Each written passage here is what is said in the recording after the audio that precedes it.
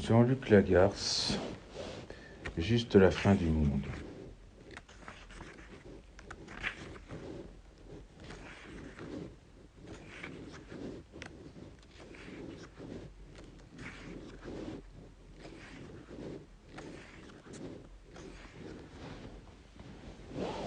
Prologue. Louis. Plus tard, l'année d'après, j'allais mourir à mon tour. J'ai près de 34 ans maintenant et c'est à cet âge que je mourrai. L'année d'après, de nombreux mois déjà que j'attendais à ne rien faire, à tricher, à ne plus savoir, de nombreux mois que j'attendais d'en avoir fini.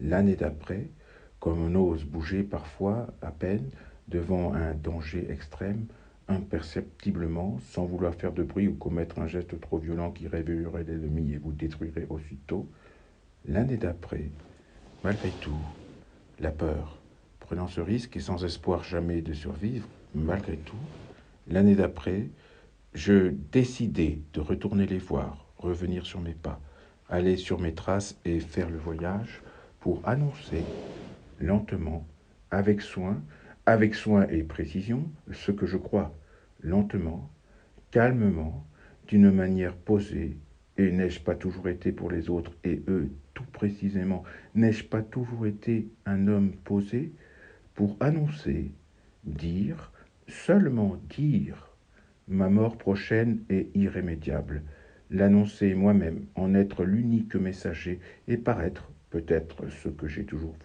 voulu et décidé, en toutes circonstances et depuis le plus loin que j'ose me souvenir, et paraître pouvoir là encore décider, me donner et donner aux autres, et à eux tout précisément, toi, vous, elle, ceux-là encore que je ne connais pas, trop tard et tant pis, me donner et donner aux autres une dernière fois l'illusion d'être responsable de moi-même et d'être, jusqu'à cette extrémité, mon propre maître. Première partie, scène 1. Suzanne. C'est Catherine, elle est Catherine. Catherine, c'est Louis. Voilà Louis. Catherine. Antoine. Suzanne, s'il te plaît, tu te laisses avancer, laisse-le avancer. Catherine.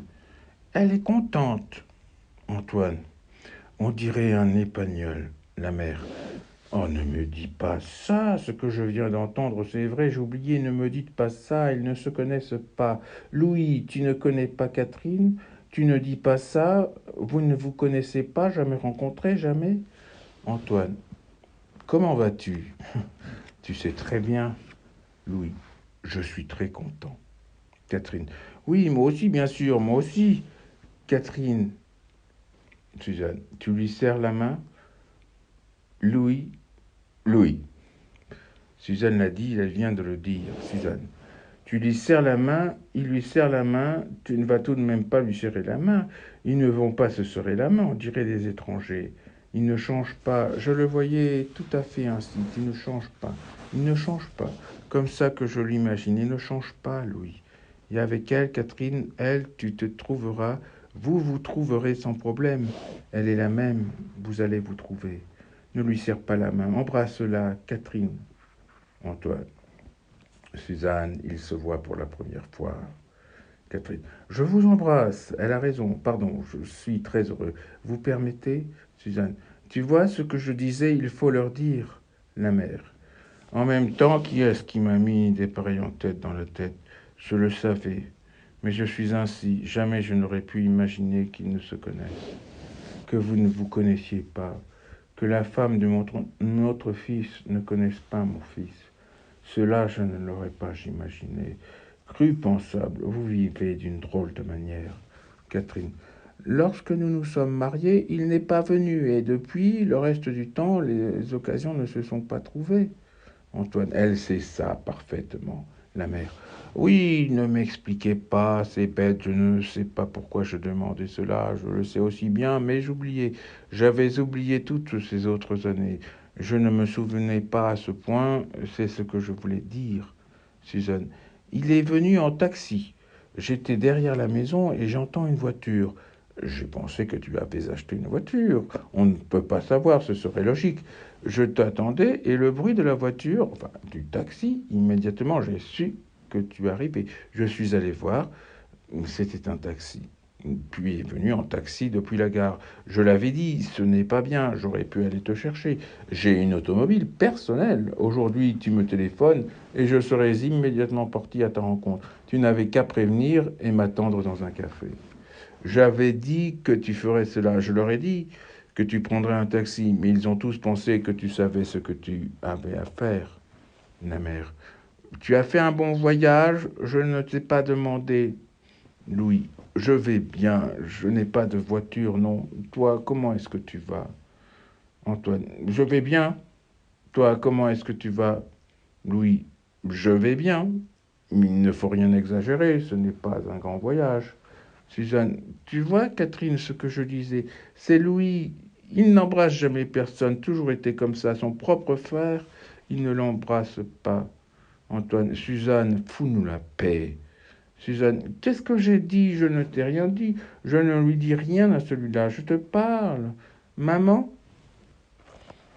Scène 2. Catherine. Ils sont chez leur autre grand-mère. Nous ne pouvions pas savoir que vous viendriez et les lui retirer à la dernière seconde. Elle n'aurait pas admis.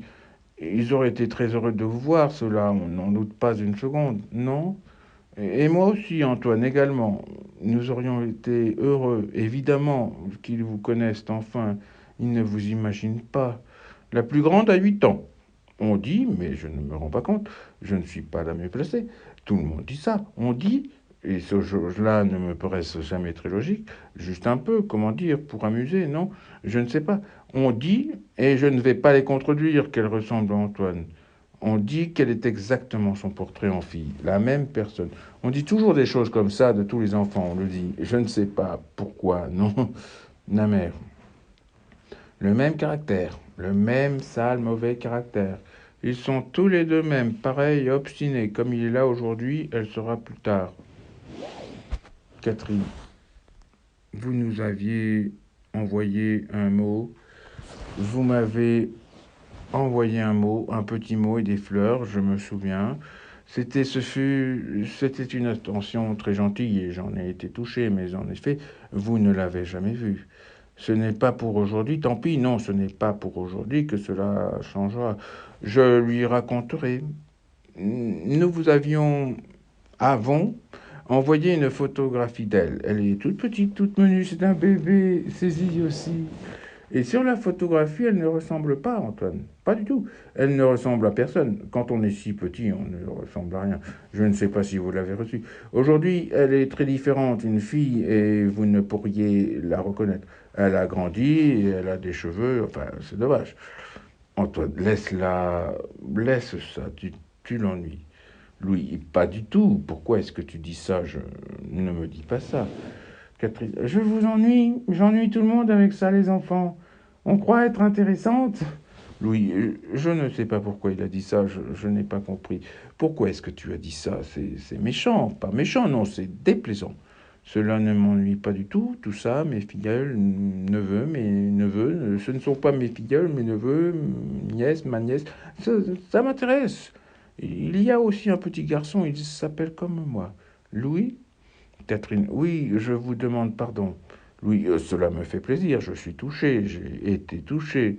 Catherine, il y a un petit garçon, oui, le petit garçon il a maintenant 6 ans. 6 ans, je ne sais pas, quoi d'autre. Ils ont 2 années de différence, 2 années les séparent. Qu'est-ce que je pourrais ajouter? Antoine, je n'ai rien dit. Ne me regarde pas comme ça, tu vois comme elle me regarde. Qu'est-ce que j'ai dit? Ce n'est pas ce que j'ai dit qui devrait, ce n'est pas ce que j'ai dit qui doit t'empêcher. Je n'ai rien dit qui puisse te troubler. Elle est troublée. Elle te connaît à peine et elle est troublée. Catherine est comme ça, je n'ai rien dit, il t'écoute. Cela t'intéresse? Il t'écoute, il vient de le dire. Cela l'intéresse, nos enfants, les enfants, enfin, mes enfants. Cela lui plaît. Cela te plaît? Il est passionné, c'est un homme passionné par cette description de notre progéniture. Il aime ce sujet de conversation. Je ne sais pas pourquoi, Sophie m'a pris. Rien sur son visage ne manifestait le sentiment de l'ennui. J'ai dit ça, ce devait être sans y penser. Catherine, oui, non, je ne pensais pas à ça. Louis, c'est pénible, ce n'est pas bien, je suis mal à l'aise, excuse-moi, excusez-moi. Je ne t'en veux pas, mais tu m'as mis mal à l'aise et là, maintenant, je suis mal à l'aise. Antoine, cela va être de ma faute, une si bonne journée. La mère, elle parlait de Louis. Catherine, tu parlais de Louis, le gamin. Laisse-le. Tu sais comment il est, Catherine. Oui, pardon. Ce que je disais, il s'appelle comme vous. Mais à vrai dire, Antoine, je m'excuse. Ça va. Là, je m'excuse. Je n'ai rien dit. On dit que je n'ai rien dit. Mais tu ne me regardes pas comme ça. Tu ne continues pas à me regarder ainsi. Franchement, franchement. Qu'est-ce que j'ai dit, Catherine? J'ai entendu. Je t'ai entendu. Ce que je dis, il porte avant tout, c'est plutôt là à l'origine, je raconte, il porte avant tout le prénom de votre père et fatalement, par déduction, Antoine, les rois de France. Catherine. Écoute, Antoine, écoute-moi, je ne dis rien, cela m'est égal. Tu racontes à ma place. Antoine, je n'ai rien dit. Je plaisante. On ne peut pas plaisanter un jour comme aujourd'hui si on ne peut pas plaisanter. La mère, il plaisante, c'est une plaisanterie qu'il a déjà faite. Antoine, explique. Il porte le prénom de votre père, dit Catherine. Catherine, je crois, nous croyons, nous avons cru, je crois que c'est bien. Cela faisait plaisir, Antoine. C'est une idée à laquelle il tenait. Et moi, je ne saurais rien y trouver à redire. Je ne déteste pas ce prénom. Dans ma famille, il y a le même genre de tradition. C'est peut-être moins suivi, je ne me rends pas compte. Je n'ai qu'un frère, fatalement. Je n'ai qu'un frère, fatalement, et il n'est pas l'aîné. Alors, le prénom des parents, ou du père de l'enfant mâle, le premier garçon, toutes ces histoires. Et puisque vous n'aviez pas d'enfant, puisque vous n'avez pas d'enfant, parce qu'il aurait été logique, nous le savons, ce que je voulais dire, mais puisque vous n'avez pas d'enfant, et Antoine dit ça, tu as dit ça. Antoine dit que vous n'en aurez pas. Ce n'est pas décidé de votre vie, mais je crois qu'il n'a pas tort. Après un certain âge, sauf exception, on abandonne, on renonce. Puisque vous n'avez pas de fils, c'est surtout cela. Puisque vous n'aurez pas de fils, il était logique. Logique, ce n'est pas un joli mot pour une chose à l'ordinaire heureuse et solennelle, le baptême des enfants. Bon, il était logique, on me comprend. Cela pourrait paraître juste des traditions de l'histoire ancienne, mais c'est aussi ainsi que nous vivons. Il paraissait logique que nous nous sommes dit ça, que nous l'appelions Louis, comme votre père, donc comme vous, de fait. Je pense aussi que cela fait plaisir à votre mère. Mais tu restes l'aîné, Antoine, mais tu restes l'aîné, aucun doute là-dessus, la mère. Dommage, vraiment, que tu ne puisses le voir ici à son tour. Louis, là, pour ce petit garçon, comment est-ce que vous avez dit l'héritier mâle? Je n'avais pas envoyé de mots. Antoine, ah mais merde, ce n'est pas de ça qu'elle parlait. Catherine, Antoine! Scène 3. Suzanne. Lorsque tu es parti, je ne me souviens pas de toi. Je ne savais pas que tu partais pour tant de temps. Je n'ai pas fait attention, je ne prenais pas garde. Et je me suis retrouvé sans toi. Et je me suis retrouvé sans rien. Je t'oubliais assez vite. J'étais petite, jeune, ce qu'on dit, j'étais petite. Ce n'est pas bien que tu sois parti si longtemps. Ce n'est pas bien, et ce n'est pas bien pour moi, et ce n'est pas bien pour elle. Elle ne te le dira pas. Et ce n'est pas bien encore d'une certaine manière pour eux, Antoine et Catherine. Mais aussi, je ne crois pas que je me trompe, mais aussi, ce ne doit pas, ça n'a pas dû, ce ne doit pas être bien pour toi non plus, pour toi aussi. Tu as dû, parfois, même si tu ne l'avoues pas, jamais, mais si tu ne devais jamais l'avouer, il s'agit bien d'aveu, tu as dû parfois, toi aussi, ce que je dis, toi aussi, tu as dû parfois avoir besoin de nous et regretter de ne pouvoir nous le dire. Ou plus habilement, je pense que tu es un homme habile, un homme qu'on pourrait qualifier d'habile, un homme plein d'une certaine habileté. Ou plus habilement encore, tu as dû parfois regretter de ne pouvoir nous faire sentir ce besoin de nous et nous obliger de nous-mêmes à nous inquiéter de toi. Parfois, tu nous envoyais des lettres. Parfois, tu nous envoies des lettres. Ce ne sont pas des lettres. Qu'est-ce que c'est? Deux petits mots, juste des petits mots, une ou deux phrases, rien. Comment est-ce qu'on dit euh, elliptique. Parfois, tu nous envoyais des lettres elliptiques. Je pensais, lorsque tu es parti, ce que j'ai pensé lorsque tu es parti, lorsque j'étais enfant et lorsque tu nous as faussé compagnie, là que ça commence, je pensais que ton métier, ce que tu faisais ou allais faire dans la vie, ce que tu souhaitais faire dans la vie, je pensais que ton métier était d'écrire, serait d'écrire, ou que de toute façon, et nous éprouvons les uns et les autres ici, tu le sais, tu ne peux pas ne pas le savoir, une certaine forme d'admiration, c'est le terme exact, une certaine forme d'admiration pour toi à cause de ça. Ou que de toute façon, si tu en avais la nécessité, si tu en éprouvais la nécessité, si tu en avais soudain l'obligation ou le désir, tu saurais écrire, te servir de ça pour te sortir d'un mauvais pas ou avancer plus encore. Mais jamais, nous concernant, jamais tu ne te sers de cette possibilité, de ce don. On dit comme ça, c'est une sorte de don, je crois. Ben, tu ris, mais jamais. Nous concernant, tu ne te sers de cette qualité, c'est le mot, il y a un drôle de mot puisqu'il s'agit de toi. Jamais tu ne te sers de cette qualité que tu possèdes avec nous, pour nous. Tu ne nous en donnes pas la preuve. Tu ne nous en juges pas dignes. Tu ne nous en juges pas dignes. C'est pour les autres. Ces petits mots, les phrases elliptiques, ces petits mots, ils sont toujours écrits au dos de cartes postales.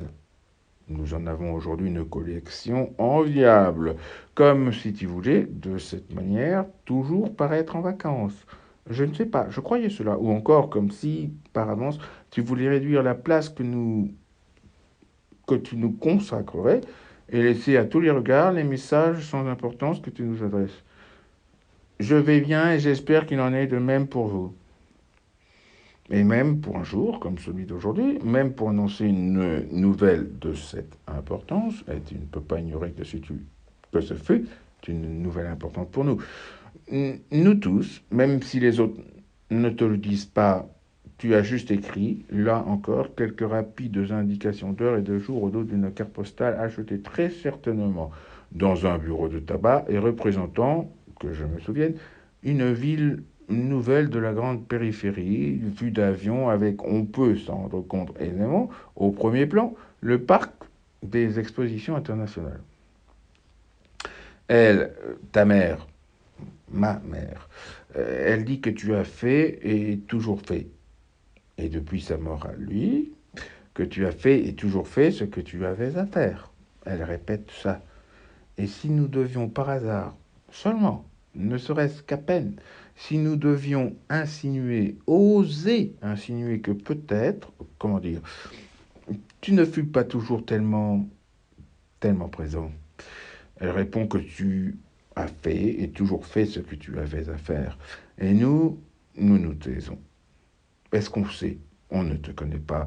Ce que je suppose, ce que j'ai supposé, et Antoine pense comme moi, il me le confirme mal lorsqu'il pensa que sur ce point, comme sur d'autres, j'étais en âge de comprendre, c'est que jamais tu n'oublias les dates essentielles de nos vies, les anniversaires, quels qu'ils soient, que toujours tu restes proche d'elles d'une certaine manière, et que nous n'avons aucun droit de te reprocher ton absence. C'est étrange. Je voulais être heureuse et l'être avec toi. On se dit ça, on se prépare. Et je te fais des reproches et tu m'écoutes. Tu sembles m'écouter sans m'interrompre. J'habite toujours ici avec elle. Antoine et Catherine, avec les enfants, je suis la marraine de Louis, ont une petite maison. Pavillon, j'allais rectifier. Je ne sais pas pourquoi tu dois aimer, ce que je pense, tu dois aimer ces légères nuances. Petite maison, bon, comme bien d'autres, à quelques kilomètres de nous, par là, vers la piscine découverte en omnisport. Tu prends le bus neuf et ensuite le 62 et ensuite tu dois marcher encore un peu. C'est bien, cela ne me plaît pas, je n'y vais jamais, mais c'est bien. Je ne sais pas pourquoi je parle. Cela me donne presque envie de pleurer, tout ça. Que Antoine habite près de la piscine, non, ce n'est pas bien. C'est un quartier plutôt laid. Ils reconstruisent, mais cela ne peut pas s'arranger. Je n'aime pas du tout l'endroit où il habite, c'est loin. Je n'aime pas. Ils viennent toujours ici et nous n'allons jamais là-bas. Ces cartes postales, tu pouvais mieux les choisir, je ne sais pas, je les aurais connues au mur, j'aurais pu les montrer aux autres filles. Bon, ce n'est rien. J'habite toujours ici avec elle. Je voudrais partir, mais ce n'est guère possible. Je ne sais comment l'expliquer, comment le dire. Alors je ne le dis pas. Antoine pense que j'ai le temps. Il dit toujours des choses comme ça, tu verras, tu t'es peut-être déjà rendu compte. Il dit que je ne suis pas mal.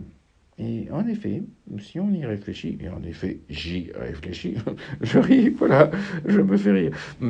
En effet, je n'y suis pas mal.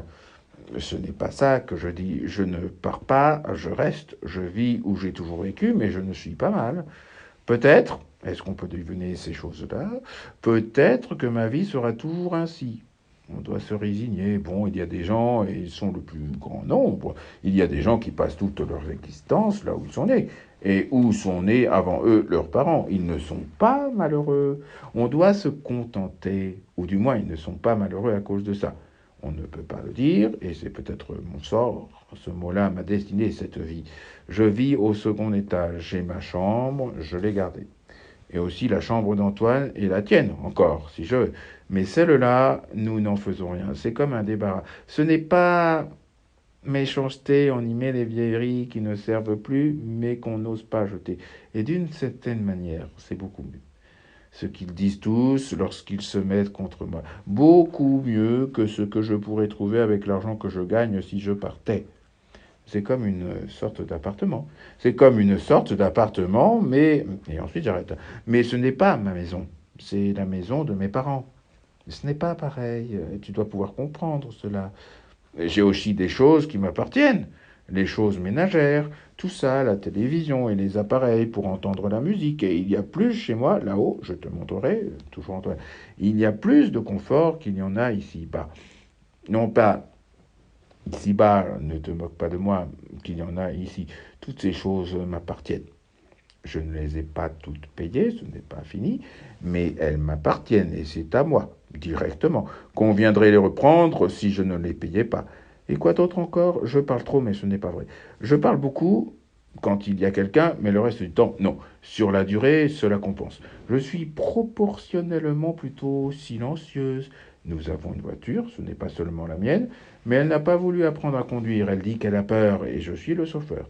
C'est bien pratique, cela nous rend service et on n'est pas toujours obligé de demander aux autres. C'est tout. Ce que je veux dire, c'est que tout va bien et que tu aurais tort, en effet, de t'inquiéter.